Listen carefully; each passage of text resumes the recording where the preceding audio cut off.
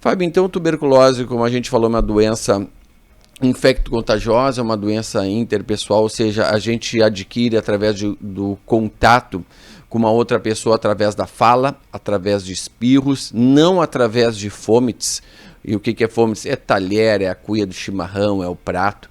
Então, muitas pessoas, e é comum, os familiares nos perguntaram, então, doutor, a gente esteriliza, deixa um prato só para ele, uns talheres só para ele, não tomamos chimarrão junto? Não, tuberculose não se transmite através da fala, do espirro. Pelas gotículas. Pelas gotículas. Ô Marcelo, mas assim, isso é interessante, nós tivemos agora há pouco, o negócio do Covid, né, que a gente se botava máscara, que a gente se afastava, né, se isolava.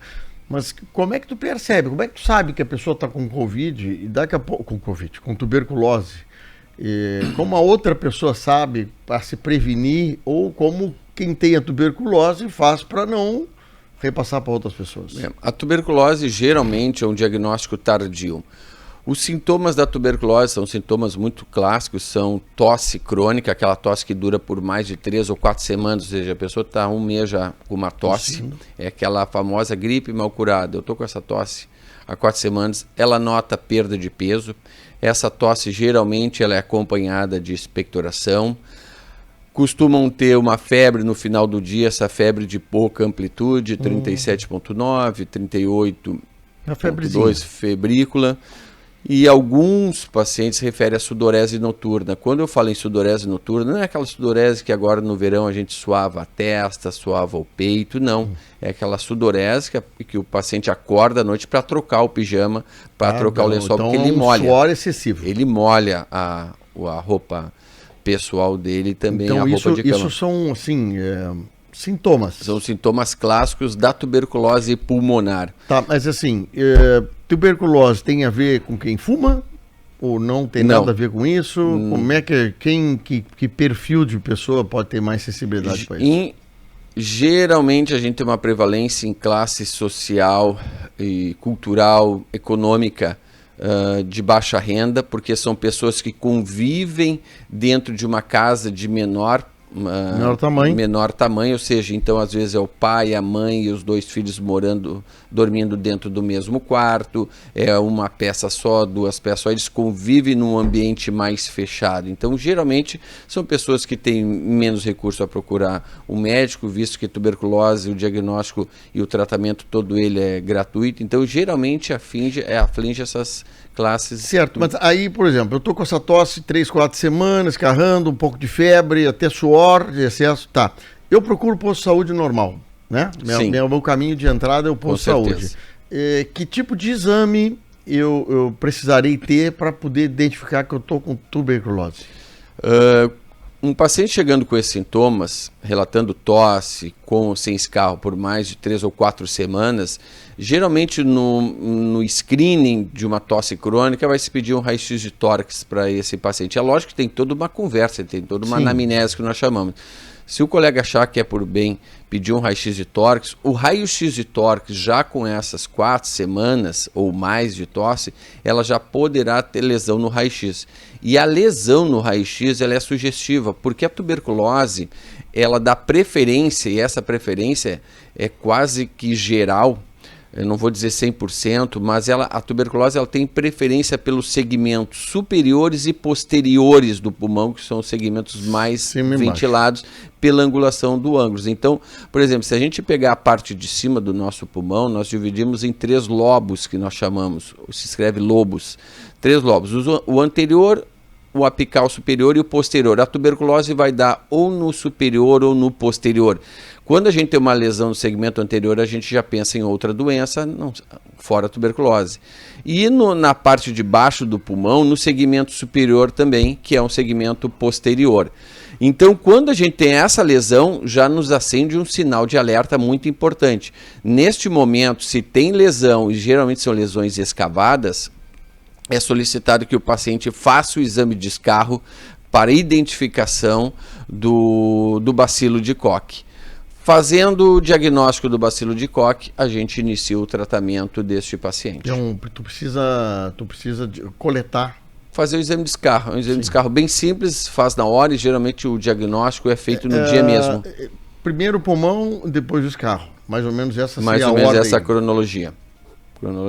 Tá. Não, eu te pergunto assim, que às vezes o exame de imagens tem um custo, tem um tempo, que às vezes o exame de sangue, o exame do escarro pode ser mais fácil e mais barato. Eu estou te perguntando assim, se daqui a pouco para a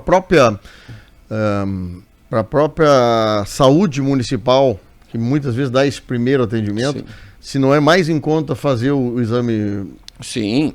Porque em termos econômicos, o exame de escarro é um exame, mesmo fazendo particular, é um exame muito barato, né? Assim como o raio-x de tórax, né? Hoje a gente está muito popularizado, e principalmente a população mais jovem, o público mais jovem, a tomografia computadorizada. Um bom raio-x de tórax, e hoje nós temos bons aparelhos, tanto o hospital quanto outras clínicas, nós temos exames radiológicos que a gente consegue ver as imagens no computador, amplificar aquelas imagens. Então, um bom raio-x de tórax já nos dá uma indicação de que possa ser tuberculose aquele quadro clínico do paciente. Nós, confirmando o diagnóstico de tuberculose neste indivíduo, ele, assim como já está no posto de saúde, ele inicia o tratamento dele gratuito no posto de saúde, isso em qualquer cidade do Brasil.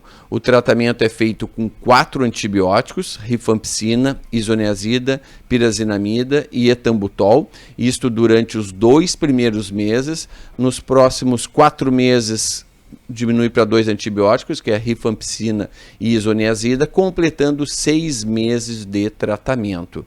A partir daí, o paciente com 6 meses de tratamento, de uso correto, diário, sem interrupção, o que os estudos mostram que quase que 100% dos pacientes ficam curados. Mas que coisa boa.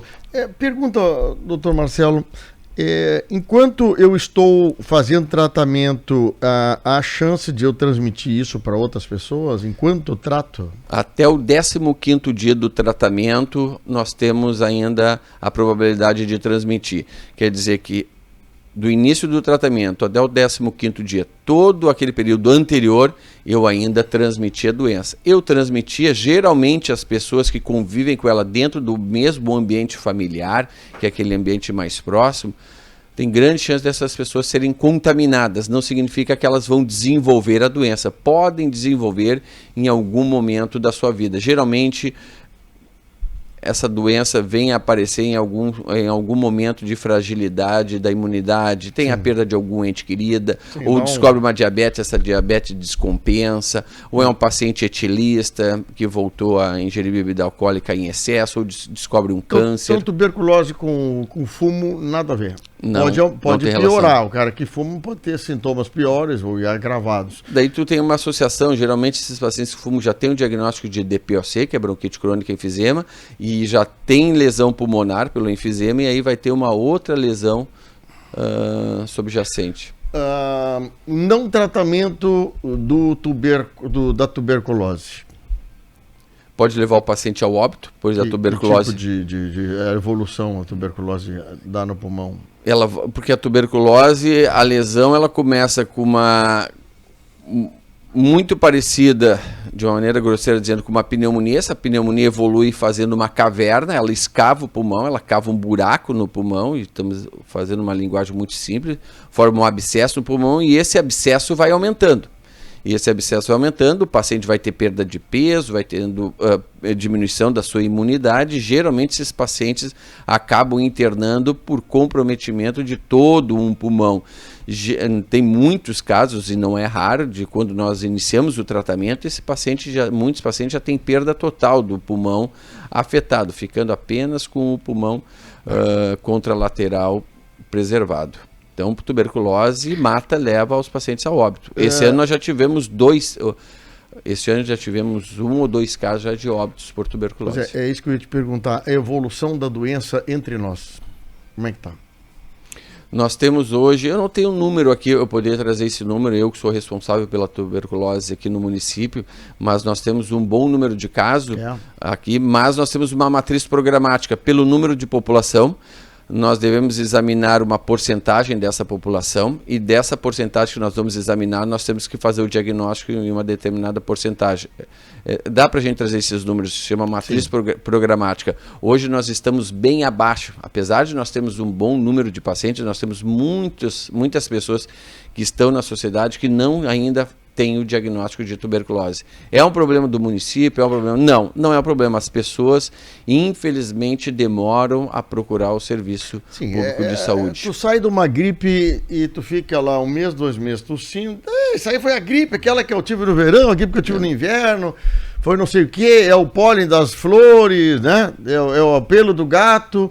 E vai protelando o exame necessário para tirar a dúvida, né? Exatamente. E para complementar o nosso bate-papo, eu falei muitas vezes em tuberculose pulmonar, parece uma redundância, como vamos subir para cima ou vamos descer para baixo. Pô, tuberculose pulmonar, tuberculose é pulmonar, a princípio tem este conceito popular.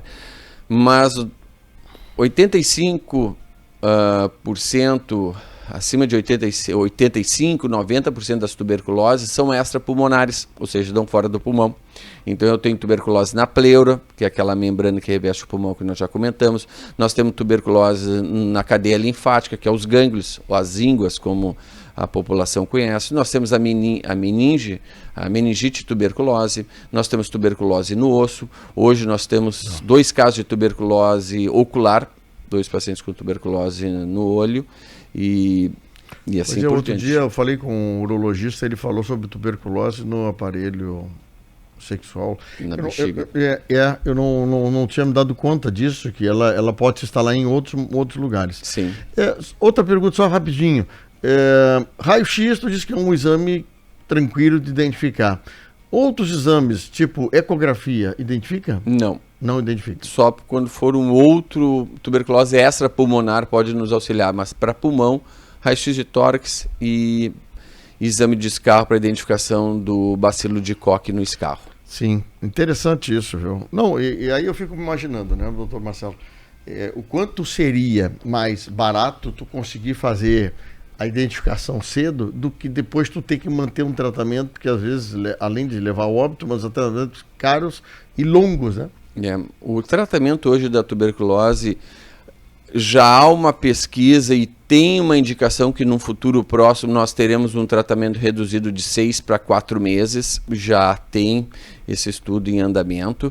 Hoje o tratamento que a gente tem de 6 meses é um tratamento consagrado que cura, os pacientes ficam curados, porém são 6 meses, nós temos ainda uma taxa de abandono que não é alta, mas que nós não gostaríamos. Geralmente são pacientes jovens, são pacientes drogaditos, que vão apenas à primeira ou à segunda consulta e logo abandonam o tratamento. Ontem nós tivemos um caso, né, de um paciente de uma outra cidade, que ele mesmo relatou, usava drogas, abandonou o tratamento e agora com tuberculose novamente, com uma lesão bem avançada, muito mais do que aquela anterior.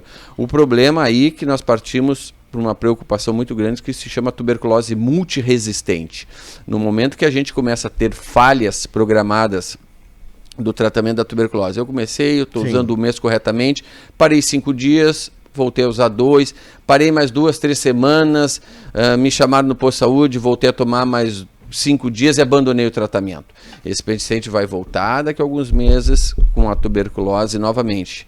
E esse paciente reinicia com as mesmas condutas. Porém, quando ele volta, às vezes na segunda, terceira vez, ele já tem um bacilo multiresistente. Significa que aquelas 4 drogas não estão fazendo efeito. Eu vou ter que associar um outro medicamento que geralmente esse tratamento deve ser feito em Porto Alegre. E nos extremos, aqueles casos de extrema complexidade, na qual o paciente não faz o tratamento de maneira alguma. Isso é um problema para a sociedade, pois ele está transmitindo o bacilo multiresistente. Esse paciente fica internado durante 12 meses ainda no sanatório Partenon, sendo obrigado a tomar o remédio diariamente. É isso que eu estou tentando descobrir com um amigo, o quanto custa para a prevenção ou detecção rápida, né? Uhum. Mas além de detectar, tu está dizendo uma coisa importante. Tu identifica que o cara está com tuberculose, ele inicia e para, e o negócio cada vez piora, porque o vírus vai ficando mais resistente. Sim. Então o senhor dá uma assistência junto à equipe da epidemiologia lá no posto de saúde, é isso? Exatamente. Que legal isso, hein? E aí, hoje é o Dia Internacional da Tuberculose. Justamente nos trouxemos aí, casualmente, nessa sexta-feira, o doutor Marcelo Malm para falar sobre isso. O impacto disso na sociedade. E ele disse uma coisa, né? o quanto custa para a sociedade um cara com tuberculose, uma pessoa com tuberculose. Então precisamos nos prevenir. Ainda a prevenção ainda das formas graves da tuberculose, ainda com a famosa vacina BCG, que é feito nos primeiros dias de vida, mas que protege contra as formas graves nos primeiros anos, que é a tuberculose de disseminação hemática, é a meninge. Ela não protege contra a tuberculose pulmonar.